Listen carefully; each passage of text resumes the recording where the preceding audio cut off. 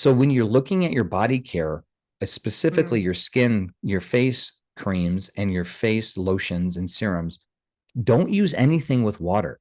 I mean, water, if water is an ingredient, also aqua, you might see aqua as the first ingredient to your anti-aging wrinkle remover. Water dehydrates your skin, water evaporates, and it's the cheap way of making the product. You want a product that is oil based or at the very least aloe based. What if aging isn't about slowing down, but leveling up? I'm Dr. Isaac Jones, one of the world's leading longevity doctors and someone that's invested millions of my own money into cracking the code on longevity. This is the Longevity Leaders Podcast.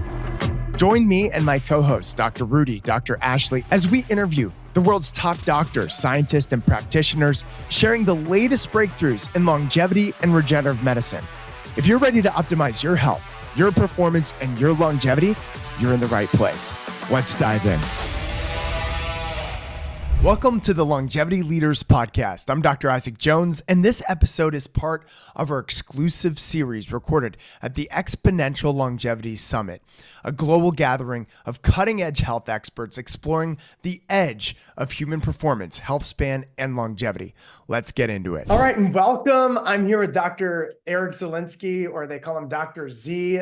He is a good friend of mine who has literally created an empire around research, data, systems around how essential oils can help you transform your health, live longer, and actually impact various disease pathways in the body. I'm so excited for you to get this cutting edge information that Eric has literally spent the last 10 plus years collecting and developing systems around.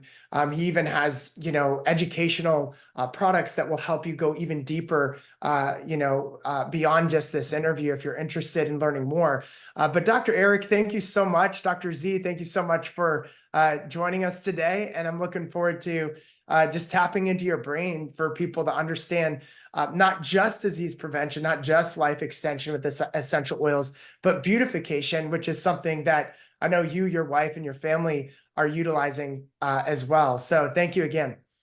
Well, thanks for having me, Dr. Isaac. We were just talking offline before we jumped on how this is like a full circle kind of moment. And for those of you who are familiar with my work, you know that what was a big thing for me and a really big thing for the industry was back in 2015, the Essential Oils Revolution Summit came out. It was the first non-branded. We don't talk about doTERRA. We don't mention Young Living. We're just going to keep things to oils event.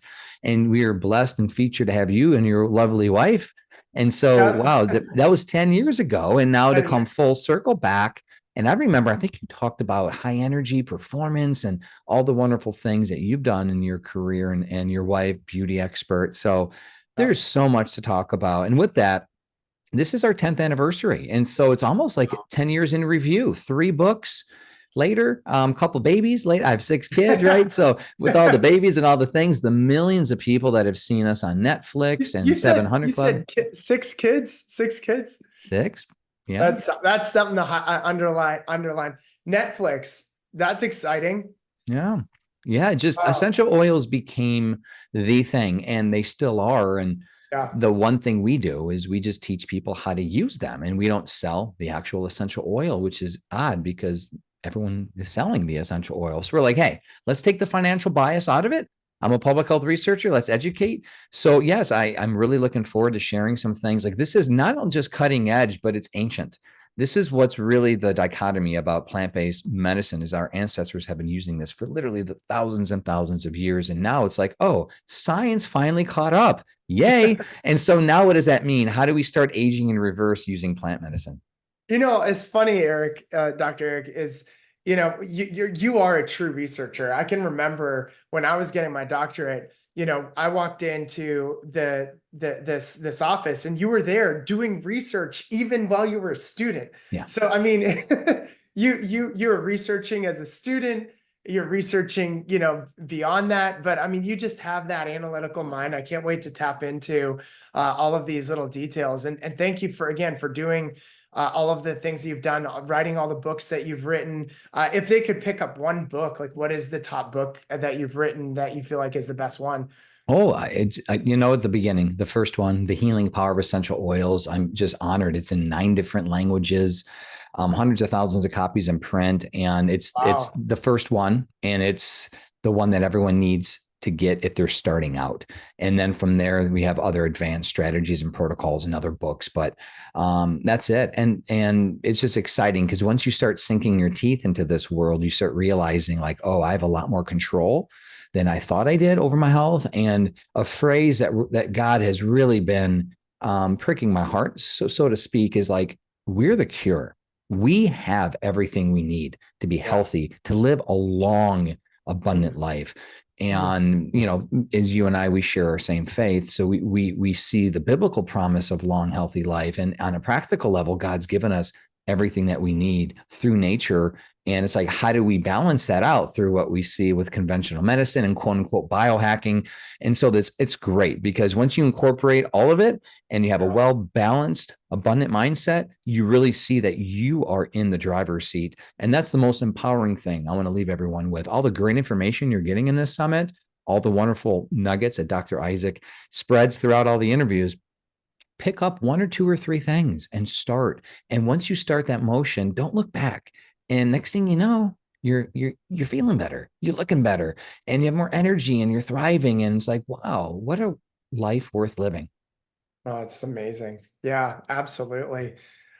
So why don't we do this? We're talking about disease prevention for using and disease. Let's just talk about essential oils helping reverse disease and prevent disease, and then let's talk again about longevity and how it can help us live longer, and then we'll get into the beautification strategies. I found very interesting. There was a longevity a social listening study where they took all the conversations that were happening on Facebook, on Instagram, on Twitter, on TikTok, I guess it's called X now. And what they did was they analyzed the conversations around longevity. And what was so interesting is that 60% of the conversation about skin and beautification, I guess you could say, around longevity was actually made by men, not women.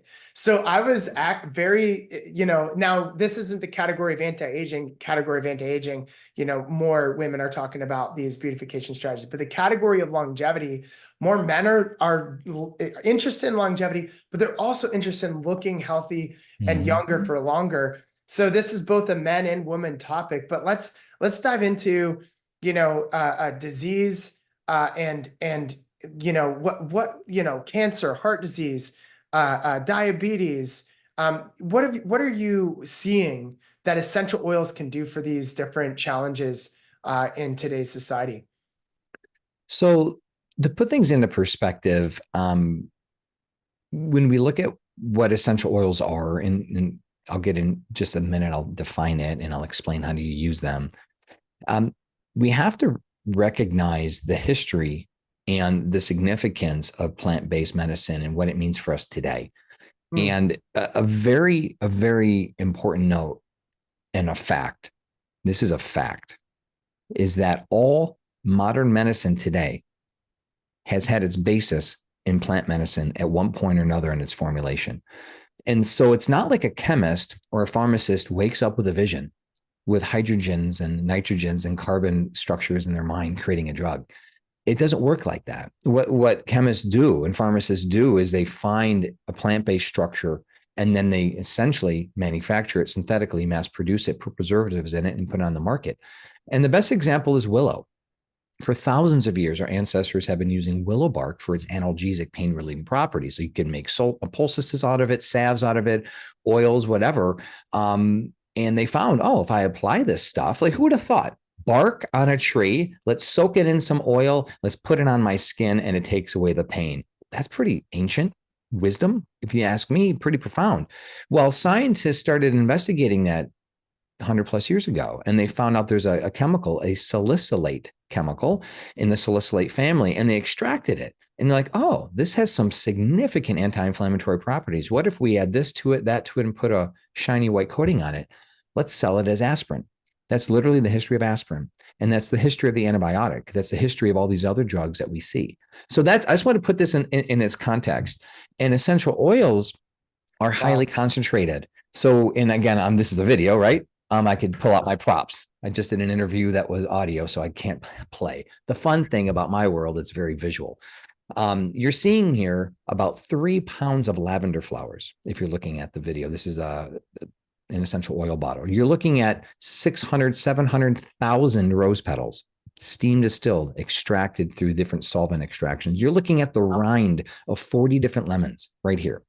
So this is concentrated plant-based medicine. And say that very respectfully. You can't get the medicinal therapeutic effect from supplements, from food, from anything else like you can, because they're so highly concentrated. Likewise, you're not going to walk into a lavender field and see a pool of lavender, right? Right. This doesn't exist. So we got to realize this is very much a man-made product, 100% natural. And if you use this product safely, effectively, the right way, there are 0 side effects. And that's worth repeating, because I'll challenge you, go to your local pharmacy, go to your local drugstore, look at anything there, and you'll see just a litany, a list of what it could do and potentially will do to you if you use these essential oils properly. And barring the rare case of allergic reaction, you'll have a positive reaction, no negative reaction at all. And that's where we teach people. And I'll just say, like, I've never had any negative reaction except for the very first time I used essential oil. I took wintergreen and peppermint, and I just new to essential oil, and I put so much in my hand, and I just got out of the shower. I was actually at David Jockers, our friend's house, for his Jewish Passover feast with his family. So I'm like rubbing it. I put it all over my body. And then around 3 seconds later, it just started burning. Yeah. And I was like screaming in his bathroom. But anyways, obviously you learn how to use them, and they're very easy to use. That was obviously an extreme example of me being ridiculous with essential oils. But I mean, yeah, tell us a little bit more. I love the history around it, but like specific to these challenges that we're seeing, and just to give context, I mean, this is a crazy time in which we're living, where we are spending on, like you said, the pharmaceutical manipulation of plant molecules that are turned into actual medications that have preservatives in them. That whole market has blown up to be a $4.3 trillion market. You see, all these diseases and disorders that are just so uncommon in the 1960s and 70s and 80s that are now just exploding, with diabetes, affecting children, which it never did 20, 30 years ago. Where you've got, autism rates in the 1960s of being 1 in every 10,000 kids. Some studies as low as 1 in every 2,000 kids. But you've got it now 1 every 33 kids in California. In the state of California, you're looking at 1 in every 24 kids. It's like, what the heck is happening? And you and I know what's happening, right? And that's why we're getting this information out there in the summit. But like, essential oils can be used as a really incredible solution to help address the common day issues and challenges that we're seeing. So let's get into how it impacts disease pathways and reverses challenges that we're dealing with. Yeah, and I wanna start at the fundamental beginning. Is that oftentimes, and I'm sure several, if not everyone on this event, is going to use the word inflammation. It's just not the primary mechanism that causes chronic disease and premature death, but it's a buzzword. I mean, it really is. And it's something that I almost think we use flippantly. But when you take the step back and you're like, what actually is causing the inflammation? Inflammation isn't a root cause. It's the actual root mechanism. It's the thing that's breaking down the body. But what's the cause of the inflammation? And I mention that because that's where essential oils play a key role. So essential oils will help you address the actual cause of the inflammation. And then if you end up getting inflamed or you end up suffering from chronic disease, it could help manage and treat symptoms. But I say that to say, beyond a shadow of a doubt, and you mentioned what the comparison of rates of Alzheimer's, dementia, autism, whatnot in the early 19th and 20th century till today. And we see the shift. The shift was around the middle of the century, the middle 1900s. The advent of the antibiotic, the advent of antibacterial soap, like Dial soap coming out in the 40s or 50s was like the worst thing ever. It had triclosan and still does, like a hand sanitizer has a registered pesticide in it. These preservatives, these antibacterial components that sanitizes our hands, which ultimately just annihilated the skin microbiome. And on a side note, and I'm going to be kind of, trust me on this, we're going to go on a path. We're kind of going to go on a couple bunny trails because it fits it all together. And I want to bring real research today and teach the historical view. But one study, when you look at this concept, is an Oxford University Press journal published a study after evaluating all modern countries, essentially 275 plus countries in the world. They found a direct correlation between rates of sanitation and Alzheimer's. And I use the word sanitation, not cleanliness. When you wash your hands with good old fashioned borax soap, you're cleaning off the dirt and the grimes. When you're washing your hands with antibacterial products and hand sanitizer, you're killing the good and the bacteria, the bad bacteria. These researchers, again, this ain't no hippie patchouli smell and jump over a stick and howl at the moon journal. I get criticized all the time, doc. Oh, this is snake oil. This is for hippies. No joke. These are real comments from real people that look down upon what we do. This is Oxford. You can argue with the most prestigious university in the world. These researchers, quote, the lack of bacteria on the hands due to over-sanitization is causing chronic inflammation that's leading to Alzheimer's. This is direct research. So how do essential oils help? When you start to make your own products or you start to buy products without those antibacterial components, and here's the key, if you're taking notes, write the word fragrance, artificial fragrance, or parfum, Parfum. Write those ingredients, write that down and do a big old red X if you got red, if not black. Stay away from artificial fragrances like the plague. They are the number one cause of chronic inflammation because you're inhaling that stuff all day long. And we could go into, No, I was going to say, I have a few grays that are coming in right here. And, I'm like, okay, well, what do I do to get rid of gray hair? So I did some research and I found a peptide that helps get rid of gray hair. So then I order this thing that contains the peptide in it, and it comes, and because I don't want to dye my hair or anything like that. And I spray it on and I reek of fragrance. And I was like, oh my gosh. So I look at the ingredients and it's like perfume and all these fragrances. And I was like, I can't use this. So I spent like $200 or $300 on this thing. It's supposed to take away gray hair and reactivate your skin cells to so I'm just going to have to figure out another way. I mean, I've only got like 5 or 6 gray hairs, but I was like, I might as well preventatively reinvigorate my skin cells in my scalp to produce dark hair for as long as possible, so that's a good point though. And I'll tell you, you don't think it impacts you. It impacts people around you. So I started to get a headache that day because, and most people, they'll have a headache or they'll feel low energy because they don't realize that the, Old Spice and all the other things that they're using and the fragrances, the Febreze in their car or whatever is impacting them. But it actually is, but it doesn't just impact you, it impacts the people around you. And so my wife, was making comments like, what is that? Really? It smells synthetic. I'm like, it is. I'm sorry to say it, but continue. This is good. Yeah. And it's, you make a point of something. What you're alluding to, what I'm hearing you say is, well, it doesn't bother me, so it's okay. I mean, that's basically what I'm hearing from people. And it's almost like the supposition that it's like, just because you don't necessarily feel something happening doesn't mean it's wrong. And I'm gonna be very blunt.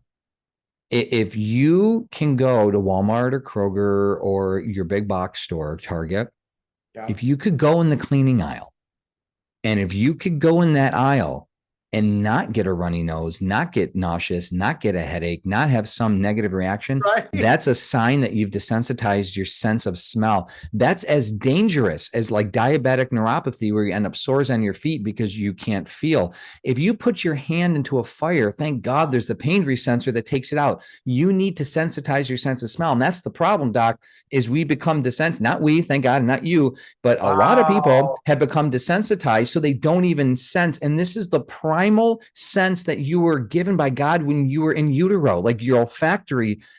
Taking a step back, a little bit of science, your olfactory system is the only sense in your body, your sense of smell, that's hardwired to the brain. Mm. When you smell something, there's an immediate impulse that goes right to your limbic system, where your mood, your memory, your emotions lie, and your autonomic function, breathing rate, heart rate, right? All that. So if you don't feel something negative, that's just as dangerous as you putting your hand into a fire and not feeling pain. And Wow. so I want to point out that if you want to help your body, your mind, your soul and spirit, dare I say, age well, you need to kick out those fragrances, those candles, those plugins, the sprays, the poo-poo sprays, all Yeah. that stuff. And the reality is this, and this is kind of sad, but it's almost funny too. A mutual friend of ours who owns the wonderful company Truly Free, Stephen Azell, they do only non-toxic cleaning products like laundry soap and stuff. Stephen, good friend of mine, lives in Traverse City, Michigan. He went to his local mall to survey the local patrons of the mall, and he had two rags. And the question he wanted to ask these people are, which rag is cleaner? Okay, walk me through this. One rag was absolutely white, cleanest thing in the world, not a spot or a blemish, but it had no smell to it. The other rag, he said he literally cleaned he cleaned his engine block with it, but he doused it with like a four-letter word that we can't say or we'll get sued detergent, right? Starts with a T, ends with an E, and there's an ID in the middle. And so he had all that smell there, right? And he asked people, which one's cleaner? And the resounding amount of people said the one that smelled better was cleaner, even though the one that was visually cleaner was cleaner. And it was like the eye opener moment came to him. He's like, we not addicted to smell, but our sense of smell is so primal, so important that we're drawn to it.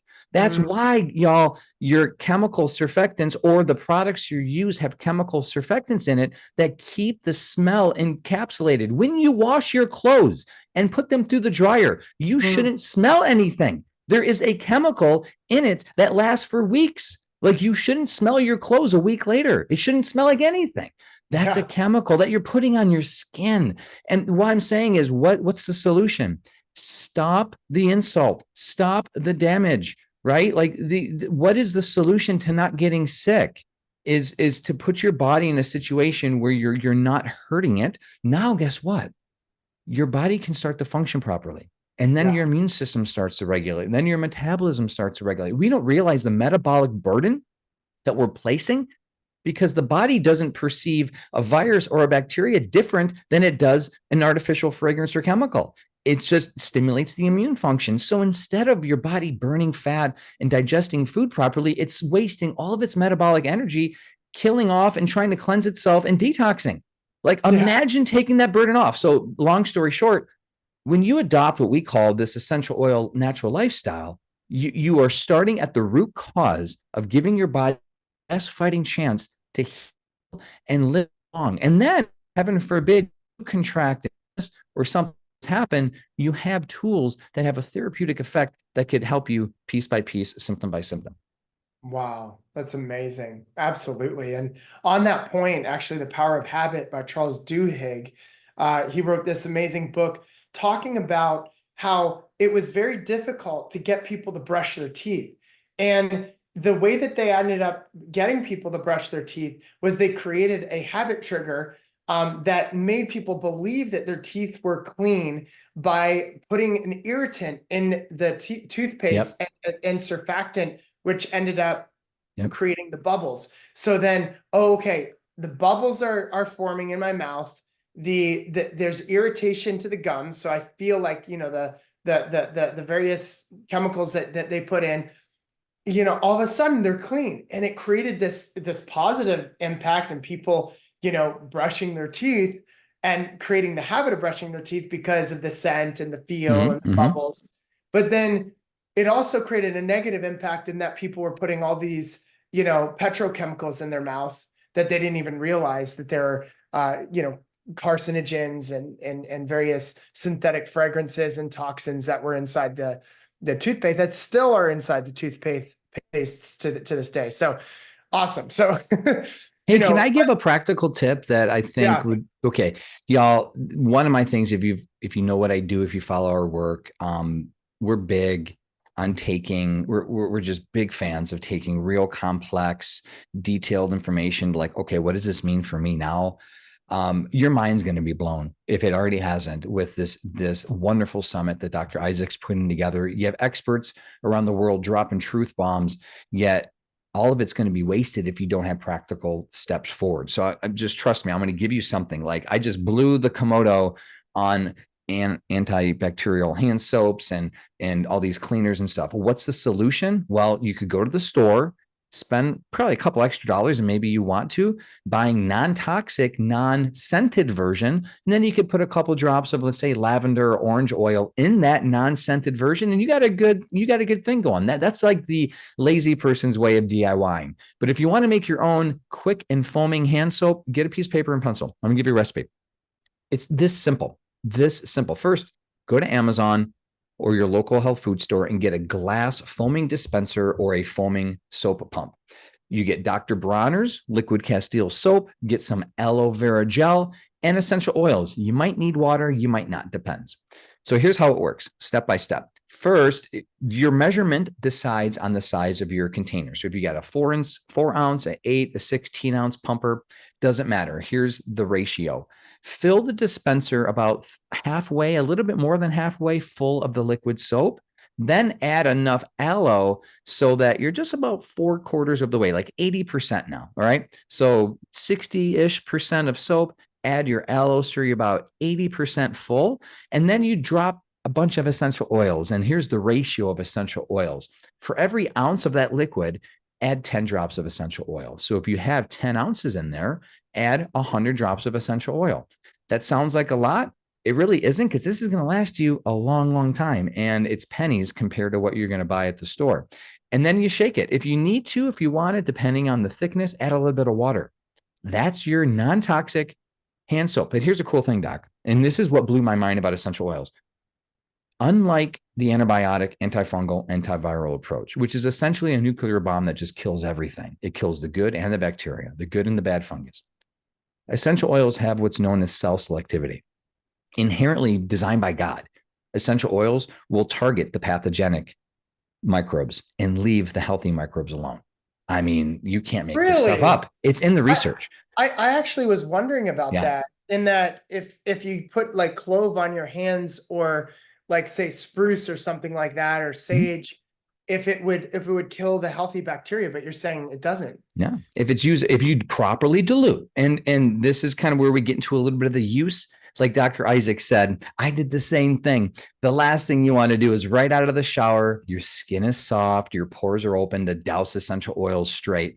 That's called neat. Undiluted use is never recommended. You always want to dilute it with a carrier oil, because these can be very caustic. Again, you're looking at 3 pounds of lavender, 40 different lemon rinds. You're looking at pounds of clove. Like, this stuff will burn you if you don't use it right. And that's where these ratios come into play. So for every ounce of, let's say, coconut oil, you can add 12 to 15 drops of essential oil. That's proper dilution, safe for kids, safe for sensitive skin. And then you kind of learn the math as you go along. But again, we have all the tutorials if you need on our website. There's valuable information out there. Yeah, our website is naturallivingfamily.com. And of course, my book, The Healing Power of Essential Oils, has all of this just starting out information that you need, because there's a little bit of math. But once you figure it out, it's good. It's no different than making your favorite gluten-free, sugar-free, dairy-free chocolate chip cookies, right? You just got to get the recipe down. And once you're empowered with it, Doc, this is the fishing pole. Like we Love need it. to learn how to fish. And this is the key. Once you get these basics down, now you start to play around and you have some fun. Amazing. Naturallivingfamily.com, you said, right? Correct. Yeah, that's our website. Yep. Great. So give us some tips on disease prevention with essential oils. We'll get into longevity with essential oils and then anti-aging, beautification with essential oils. Let's talk about those three topics. Yeah. So when it comes to disease prevention as a whole, looking at where you can replace toxic with non-toxic ingredients, that Yes. cannot be Huge, overemphasized. Other huge. than that, okay, now what can I do on a regular basis? And ultimately, the trigger that we're seeing is chronic emotional mental stress Mm, and inflammation, which ultimately what's causing the inflammation, oftentimes chronic stress, right? So the one thing I want to leave you with is if you want to do something on a regular basis, it's really enjoyable to use essential oils in your body care, your, like I mentioned, cleaning products, just as a preventative measure. Because what's happening is when you apply, let's say, that mixture I just gave you of coconut oil and essential oils, you can make a body oil, and simple as getting 1 ounce of coconut oil, or if uh-huh. you don't have it handy, 1 ounce of olive oil, anything in your kitchen, and adding, let's say, 12 drops of orange. Now, what's happening is orange is rich in a chemical known as 1,8-cineol and D-limonene. And D-limonene specifically is a potent anti-inflammatory agent shown to kill cancer cells, and it's an antidepressant. Essentially, you could start to produce natural dopamine and serotonin by having essential oils being applied on your skin. And the key thing about essential oils are they're lipophilic, they're fat loving, hydrophobic, water hating. So that's why they do really, really well with other oils. And so when you apply them with, like, let's say coconut or olive oil, within minutes, the components of the essential oil can be detected in your bloodstream. Like, we're talking systemic medicinal effect. And so Wow. if you want that healthy, happy feeling, like, this is what we like. We anoint our kids before they go to school every day. We like to mix vanilla and orange. And Oh my what gosh, my favorite. Those are like, I love vanilla and yeah. I love orange. That's awesome. There's research, actually, there's a wonderful clinical trial that evaluated people in a very stressful, hopeless situation. And Mm, believe it or not, it was really kind of wild what they did, but it's brilliant. They had two groups of people and they had them solve within a group the same problem. And the problem was solve systemic racism. And it's like, mm. wow, like, you can't do that, right? You can't solve systemic racism with a group of 25 strangers. And so that was a hopeless task designed to frustrate people. And in one group, they're just stuck in this sterile environment with their paper and pencil, miserable. The other group, they're stuck with their paper and pencil, miserable, but they had aromatherapy. And they had orange and vanilla essential oil being diffused. And the reports from the people is significant, less overwhelm, less burden, less stress, less anxiety, less hopelessness, just by having it. Even though they couldn't solve the task, who can solve systemic racism? But the reality is, the people that had aromatherapy, it was more of a preventative measure to help them deal with the stress of life. And so imagine you put that on every single day. Imagine that right there, what that's going to do for you when the proverbial crap hits the fan and people are going to die, businesses are going to crumble, you're going to stub your toe, bad news are going to happen. It's life. Yet Yeah. imagine you're prepared better for life. The problem is we're so on edge all the time, and then life happens, it overwhelms and burdens us. So that's a really smart, kind of subtle way of just making essential oils part of your life. Like, I literally don't have those expensive colognes, like you mentioned, the perfumes and stuff. I don't own that stuff.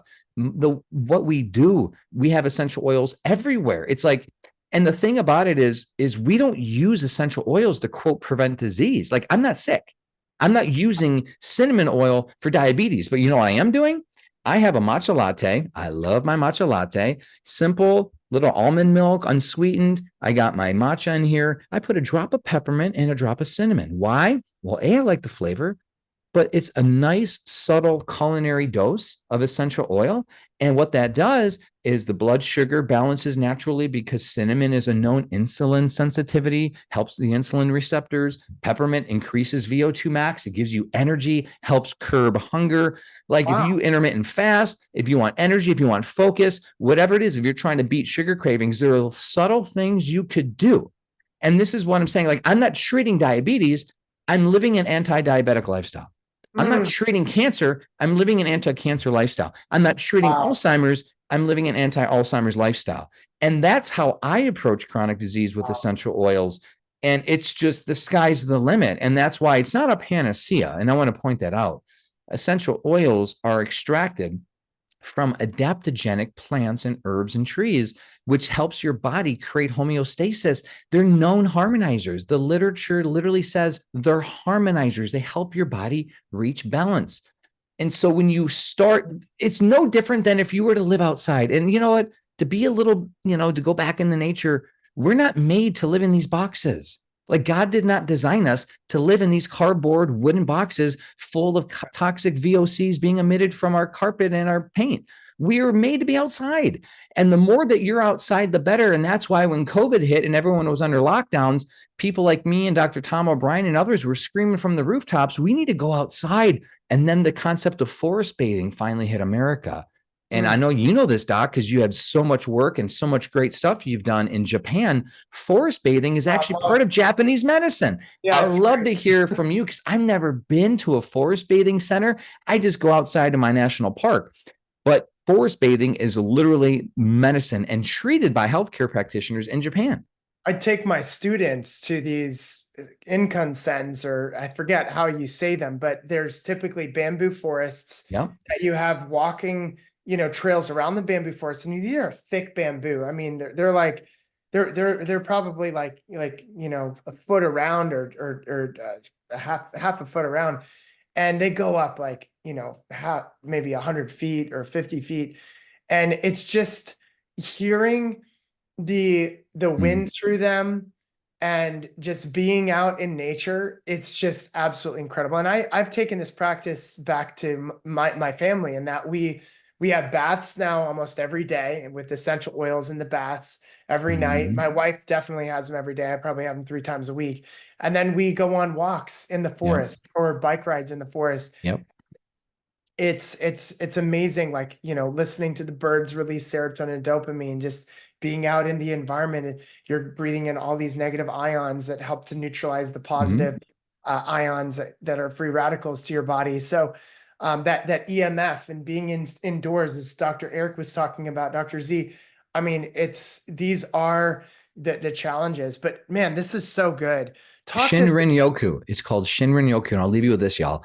Yes. If you're outside for 2 hours, research has shown if you spend just 2 hours outside in a densely wooded or plant-based area, again, you can't be in downtown Manhattan. You got to go to Central Park.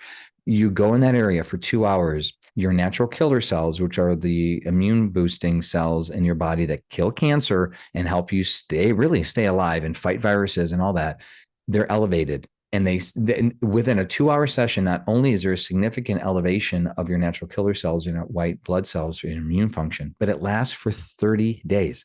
You have a 30-day boost in immune function just by being outside for 2 hours. So I'm with you. Many of you, I have 6 kids. I can't spend 2 hours a day outside, but you know what? I could do that once or twice a month. And it's family time. It's whatever it is. It's picnic time. It's playing outside, whatever. But you know what's interesting? And let's be honest here. And I love saying this. Comparative to essential oils, being out in nature is better. Nothing at all can compare to that kind of effect on your body. No supplementation, no food, no essential oil. You could bring, and I do, I'll bring in Shinrin Yoku. I'll bring in the forest tree oils. I love those oils in my home, pine, cedarwood, sandalwood. I'll bring them in my home. I have plants all around me. I'll have visions, or I'll have like a visual aspect of nature through whatever it is, through my screensaver or whatever. I try to inundate myself with sounds of nature, real nature, but it's only a fraction of the benefit of being outside. So what's the solution? Be outside as much as you can, and then bring outside in. Have plants in your home. Listen to like what Dr. Isaac's saying. There's nothing like soothing calm music. Like guys, I'm talking to guys here. Are you dealing with ED? Are you dealing with erectile dysfunction? Women, spouses, your lovers, are they struggling? You want to help them? Calm them down. Diffuse some lavender, put some sounds of nature, give them a foot rub, get them in that parasympathetic mode. Like that is the solution that we need as men, and often Mm, women too, of course. There's other things, but we're talking about living a nice, happy, vibrant life. Sex is included. mm. Relationships are important. We need to be able to be just fully functioning in every area. And when you incorporate Is there, nature into your daily routine, it changes everything. that's incredible. Is there essential oils for increasing libido? I know this whole Oh, yeah. system helped to increase the libido, but what are some of the best essential oils for that? Because this is a huge problem that Oh, we're yeah. seeing in society now. Oh, And yeah. Yeah. if you look at the longevity research, unfortunate, like one of the biggest things that you can do is love making, like Yeah. that is one of the things, like, it's not like we've really talked a lot in the summit about it, but talk to us about that. Yeah. I mean, oftentimes you think of rose, you think of jasmine, neroli. These are wonderful. They're ancient aphrodisiacs. The problem is these oils are very, very expensive, and most people, it's out of their budget. Like a $200 bottle of rose, $100 bottle of jasmine, whatever. I get it. I understand that. And so we try to incorporate some of the more cost effective oils. Ylang Ylang is more budget friendly. That again is a known aphrodisiac. It's an ancient, wonderful, beautiful smelling orchid, very commonly ingredient with many women perfume. So if you can incorporate that, but an interesting study for you, Doc, you might be interested in Hmm. putting things back in the guy's lap is pumpkin pie spice. I'll never forget this. Our endocrinology teacher at Life University, she taught us that when they evaluated a study of smell and determined what turned on a man more than anything, it was pumpkin pie spice, that clove, nutmeg, ginger, cinnamon smell, and that stimulates. And there's a lot of that's basically what you put in your apple pie, right? If you're American or other people, I know we have a global audience. Australians always ask me, "What's pumpkin pie spice?" It's what you put in your pumpkin pie, right? It's what you put in your apple pie. But if you wanted to create a nice spicy blend, that is wonderful for guys. So generally speaking, What guys is it? tend more to the Clove? spice, women tend more to the flowers. What are the three again? Clove. Oh yeah, pumpkin pie spice smell. You got clove, you have nutmeg, you have ginger and cinnamon. You can actually get these essential oils and just put one drop each in your diffuser. I have a diffuser right behind me. There are so many different ways. You have spritzer bottles, you have inhalers, Yeah. a variety of different mechanisms. You can actually create a highly diluted massage oil. And again, give yourself a foot rub or have someone give you a neck rub of that. It's just a wonderful stimulant in a variety of ways, but Wow. anything ultimately to get us out of the sympathetic. I mean, this is really important. We got to get out of the sympathetic mode. And again, same teacher taught us, the parasympathetic and the sympathetic nervous system. Again, Yeah. something you guys might be interested. Again, it's becoming a sex class here, but to get an erection, you need to be in the parasympathetic. Point and shoot. To point, you need to be in the parasympathetic mode. To shoot, to ejaculate, you need to be in the sympathetic mode. So that's where, if you really want to get that going, you need to get out of that chronic stress. So the last thing last thing you can think of is when you come home from a stressful day, horrible diet, sitting down, dealing with traffic, is sex. It's typically not the thing that you're thinking. That's why so many guys, especially, fall to the liquor. They go to the beer, they do anything to kind of get them out of that mode. And then, oh, now I feel like having sex. It's very interesting how wine and alcohol hack the body to giving them like a little jolt of parasympathetic motion. So now they can even be aroused. I'd rather much do it in a more natural way. And you start to realize, wow, like when you feel deep love, when you feel Mm, intimacy, it's when you're calm. It's yeah. like really, it's not when you're arguing. It's when you're talking. It's when you're touching. It's when you're, and I'm not even talking like, again, this is a healthy discussion here. I mean, like we're talking consensual, loving adults who want to connect. Like you got to connect, and it's a special, special way. Oh, And it's amazing. so, I yeah, mean, so this is like, I had I do these longevity summits every year, and we had Dave Asprey along with, seven or eight of the world's top longevity researchers that were on the panel. Um, And I asked the question, like, what are some of the best things for longevity? Like the top two or three things. And this was a conversation. It was like number one for a lot of them was like lovemaking. Hmm. And and so I think this is an important conversation. Yeah. The thing, so we'll wrap this up, and what I want to end on, if you have the time, is just what are the best essential oils for the skin for anti-aging that we should be using every day? Yeah. Yeah. The first that comes to mind is the most commonly known as immortel, the fountain of youth, is helichrysum. That is the one that from antiquity has been used in skincare routines, and that's something that you can oftentimes get as part of a blend if you go purchase essential oil from your favorite distributor or online provider. You go look up anti-aging, you open up clear skin blend. Oftentimes they'll have that. It's very healing. Ultimately, though, you want to do things that will nourish the skin without harming it, and gentle essential oils. So that's, again, lavender is really key.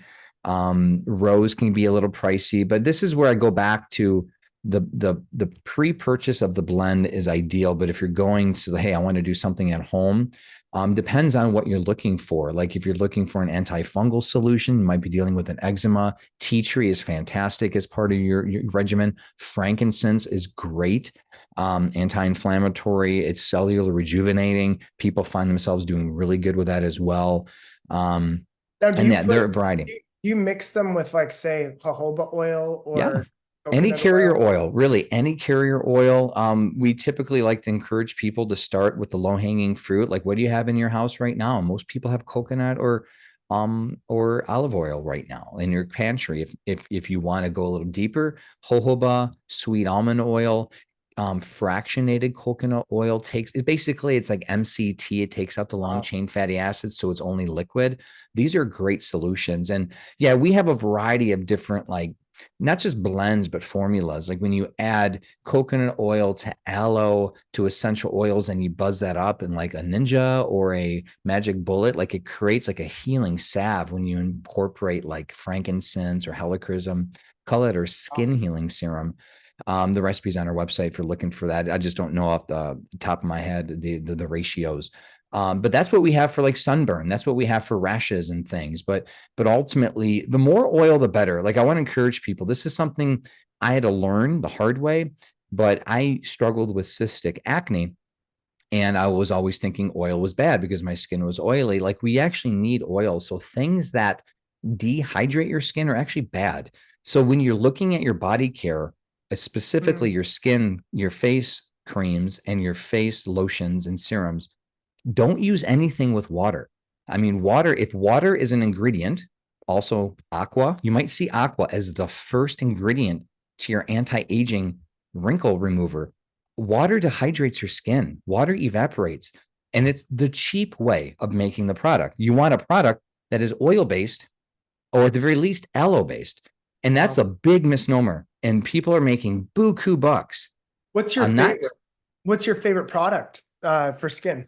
If Yeah. you could recommend, Yeah, like, we love Anne Marie Skincare. 100% oil based. We love their blends, and they use great carrier oils. Yeah, there's a variety of other. My friend Brian Baisley has Purity Woods. Again, no water. Maple syrup extract derived.